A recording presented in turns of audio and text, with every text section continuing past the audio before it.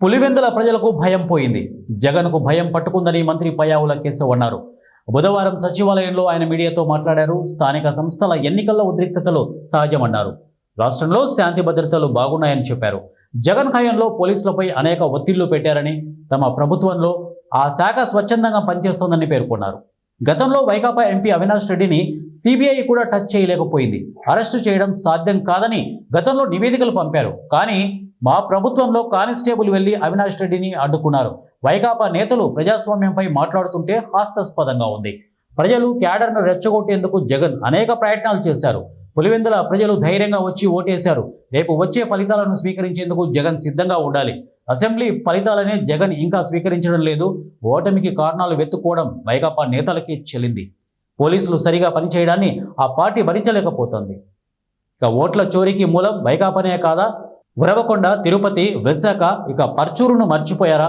మేం ప్రజలను నమ్ముకున్నాం, మీరు దొంగ ఓట్లను నమ్ముకున్నారు అని మంత్రి పయ్యావుల కేశవ్ వ్యాఖ్యానించారు. అందులో స్థానిక సంస్థలు జరిగేటప్పుడు ఉద్రిక్తతలు గ్రామ స్థాయిలో జరుగుతూ ఉంటాయి. పోలీసులు రెండు పార్టీలకి సంబంధించిన వాళ్ళని చాలా మటుకు అక్కడికి రాకుండా, బయట తిరగకుండా వచ్చి ఓటేసి మాత్రమే వెళ్ళిపోయే రకంగా ఏర్పాట్లు చేస్తారు. ఇదేదో ఇవాళ కొత్త కాదు. లోకల్ బాడీ ఎలక్షన్స్లో మోస్ట్ కామన్ థింగ్. దానికోసం అవినాష్ రెడ్డి గారిని తీసుకెళ్తే దానికి ఏదో విపరీతమైన ప్రచారం. కానీ ఒకటి గుర్తుపెట్టుకోండి, రాష్ట్రంలో లా అండ్ ఆర్డర్ లేదంటున్నారు. నిన్నటికి నిన్న చూశారు, దేశంలో నంబర్ 2లో ఉందన్నటువంటి రిపోర్ట్ని. మేము నంబర్ 1కి వెళ్ళాలా అనేటువంటిది మేము చూస్తూ ఉన్నాం. దానికి బెస్ట్ ఎగ్జాంపుల్, రాష్ట్రంలో లా అండ్ ఆర్డర్ ఉంది అనడానికి బెస్ట్ ఎగ్జాంపుల్ నేను చెప్తా ఉన్నా. దేశంలో అత్యంత ప్రతిష్టాత్మకమైనటువంటి సిబిఐ అవినాష్ రెడ్డిని కనీసం టచ్ చేయలేకపోయింది. ఇవాళ ఒక కానిస్టేబుల్ వెళ్ళి మీరు ప్రివెంటివ్ అరెస్ట్లో ఉన్నారు అని తీసుకురాగలిగాడు. That is the power of the police in this government. Law and order ఒక కానిస్టేబుల్ కూడా నియంత్రించగలడు అనడానికి ఇవాళ కళ్ళ ముందు ఎగ్జాంపుల్. మేము చట్టాన్ని ఇంప్లిమెంట్ చేయడానికి నేను ఏదో ఒక ఇన్సిడెంటు చూసాం. ఒక ఆఫీసర్ చెప్పాడు, ఇక్కడ యూనిఫామ్లో ఉన్నానని. అతను గర్వంగా చెప్పుకుంటున్నాడు, నేను యూనిఫామ్లో ఉన్నాను. That is the pride this government has given to the police department. మీరు ఆ యూనిఫామ్ విలువను తీసేశారు, వాళ్ళకున్న గౌరవాన్ని తీసేశారు, వాళ్ళకున్నటువంటి ఆత్మవిశ్వాసాన్ని దెబ్బతీశారు. ఇవాళ యూనిఫామ్ వేసుకున్నాను నేను అన్నటువంటిది ఈ విషయాన్ని గర్వంగా చెప్పుకోగలిగినటువంటి స్థితిలో ఇవాళ పోలీస్ డిపార్ట్మెంట్ ఉంది. ఏదో కొత్తగా వచ్చి ఎవరినో అక్కడ పెట్టి లాస్ట్ టైం అంటే ఏదేదో మాట్లాడారు. ఎవరు లేదే, సేమ్ పర్సన్. మీరు నియమించిన వ్యక్తుల మీద కూడా మీకు నమ్మకం లేదా? అఫ్కోర్స్ ఆ అవకాశం ఉంది. ఎందుకనంటే తల్లిని చెల్లిని కూడా నమ్మేటువంటి పరిస్థితుల్లో లేనప్పుడు ఇక మీరు నియమించిన వ్యక్తుల్ని మీరు ఏమాత్రం నమ్మరు. అది మీ క్యాడర్ తెలుసుకోవాలి. మీరు ఎవరిని నమ్మరు అనేటువంటిది మీ క్యాడరు, మీ లీడర్లు తెలుసుకుంటే మంచిది. వాళ్ళ భవిష్యత్తు అన్న బాగుంటుంది. 30 సంవత్సరాల తర్వాత, దాదాపు 40 సంవత్సరాల తర్వాత పులివెందల్లో డెమోక్రటిక్గా ఎన్నికలు జరిగాయి. దానికి బెస్ట్ ఎగ్జాంపుల్ 11 మంది నామినేషన్లు వేశారు. ఒకరు కాదు, ఇద్దరు కాదు, 11 మంది నామినేషన్లు వేశారు. మేము నిజంగా ఫోర్స్ చేయాలి అనుకుంటే మీలాగా ఏకగ్రీవం చేసి ఉండొచ్చు, లేదు ఇతరులు వేయకుండా ఆపుండొచ్చు. 11 మంది నామినేషన్లు వేశారు అని అంటేనే ఎన్నికలు ఎంత స్వేచ్ఛగా జరుగుతాయన్నటువంటి నమ్మకం కలిగిందో ఆ క్యాండిడేట్లు పోటీ పడ్డం చూస్తేనే అర్థమవుతుంది. మీరు ఇంకా ఏదో మాట్లాడుతూ ఉన్నారు, డీటెయిల్స్ ఇవాళ కడపలో కూర్చుని మా వాళ్ళు అక్కడి నుంచి డీటెయిల్స్తో సహా ప్రెస్ మీట్ పెడుతున్నారు. జగన్మోహన్ రెడ్డి గారు చెప్పిన దాని మీద ఏంటి, పోలింగ్ బూతుల్లో ఏజెంట్లే లేరు అని. అంటే ఎంత కాన్ఫ్లిక్టింగ్గా మాట్లాడతారంటే 11 మందికి ఒక్కొక్కరికి ఇద్దరిని ఇచ్చారు ఏజెంట్లు. ఒకరు ఏజెంటు, ఒక రిలీవింగ్ ఏజెంటు ఇస్తే అందరూ బూతుల్లో ఉన్నారు. ఒకటో ఇద్దరు మీ దగ్గర మీ వాళ్ళు ఎవరైనా ఉండకూడదు, ఈ అవమానం చూడలేమని ఏమన్నా వెళ్ళిపోయారా మాకైతే తెలీదు. మీకు ఒక లైవ్ ఇన్సిడెంట్ మీరే చూపించుకున్నారు కదా, పోలింగ్ బూత్లో తెలుగుదేశం మన వైసీపీ ఏజెంట్ మీద దాడి జరుగుతోంది అని. మరి లేని ఏజెంట్ని ఎట్లా కొట్టారు తెలుగుదేశం వాళ్ళు?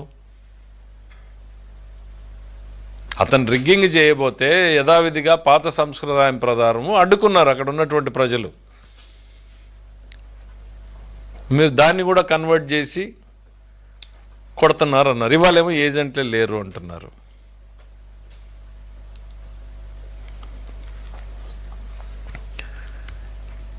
ఇంకా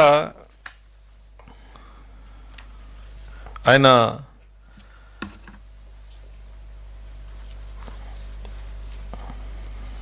వాళ్ళ పార్టీకి సంబంధించినటువంటి ఒక 2-3 పోలింగ్ బూతుల్లో మాకు నమ్మకం జరగలేదు, ఎన్నికలు సరిగ్గా జరగలేదన్న నమ్మకం అని అంటే వాటికి రీపోలింగ్ కూడా ఇచ్చింది ఎన్నికల కమిషన్.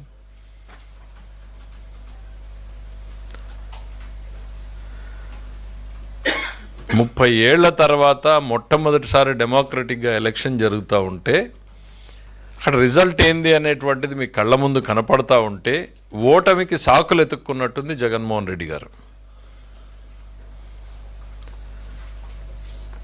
గతంలో రాజా ఆఫ్ కరప్షన్ అని పుస్తకం వేసాము, ఇప్పుడు బహుశా రాజా ఆఫ్ ఫ్రస్ట్రేషన్ ఇంకేదన్నా పేరు ఎతకాల్సినటువంటి పరిస్థితి ఉంది మీకు. కేంద్ర ప్రభుత్వంకి ఒక స్పెషల్ రిపోర్ట్లు పంపించారు. కర్నూలు జిల్లాలో మీరు అవినాష్ రెడ్డిని అరెస్ట్ చేయడానికి లా అండ్ ఆర్డర్లు వస్తాయి, సాధ్యం కాదు, ఇది అది అని మొత్తం అసలు రాష్ట్రం మొత్తం కూడా ఆ రోజు సినిమా చూసింది. ఇవాళ సింపుల్గా ఒక ఎస్ఐ, ఒక డిఎస్పీనో, ఒక కానిస్టేబుల్ చేయగలుగుతున్నాడంటే ఈ రాష్ట్రంలో లా అండ్ ఆర్డర్ ఇంప్లిమెంట్ చేసేటువంటి వాళ్ళ మనోస్థైర్యం ఎట్లుందో మీరు ఎగ్జాంపుల్ తీసుకోండి. బికాజ్ పైనుంచి ఎటువంటి ఒత్తిళ్లు లేవు. గతంలో మీ ఒత్తిళ్లు పనిచేసినాయి కాబట్టి ఆ పోలీసు వ్యవస్థ పనిచేయలేదు. ఇవాళ స్వేచ్ఛాయుతంగా ఉన్నారు కాబట్టి పోలీసు ఫ్రీగా ఫేర్గా పనిచేసేటువంటి పరిస్థితులు వచ్చినాయి. ఇవన్నీ మీకు నచ్చవు. డెమోక్రసీ మీద అసెంబ్లీలో కూడా కావాలంటే ట్రైనింగ్ క్లాస్ పెడతాం, మీరు మీ ఎమ్మెల్యేలు అటెండ్ చేయండి. మొదటిసారి మీరు డెమోక్రసీ, కాన్స్టిట్యూషను, చట్టాల గురించి మాట్లాడుతూ ఉంటే మాకు చాలా సంతోషంగా ఉంది. వాటి గురించి మరింత లోతుగా అసెంబ్లీ ట్రైనింగ్ సెషన్స్ పెడదాం, రండి. అసలు ఎన్నికలు ఎట్లా జరుగుతాయనేటువంటిది మొట్టమొదటిసారి పులివెందుల ప్రజలు చూశారు.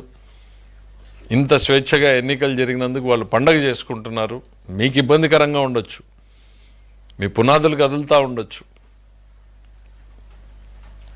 మీరు ఇన్ని సంవత్సరాలుగా అక్కడ భయం అనేటువంటి దాన్ని ఏదైతే నిర్మించారో ఆ భయంని ఇవాళ పోలీసు వ్యవస్థ కావచ్చు, స్వేచ్ఛాయుత ఎన్నికల సంఘం కావచ్చు, ఆ భయాన్ని పారదోలి స్వేచ్ఛాయుతంగా ఎన్నికలు జరిపేటువంటిది వచ్చినప్పుడు భయం మీకు మొదలైంది. ఇప్పుడు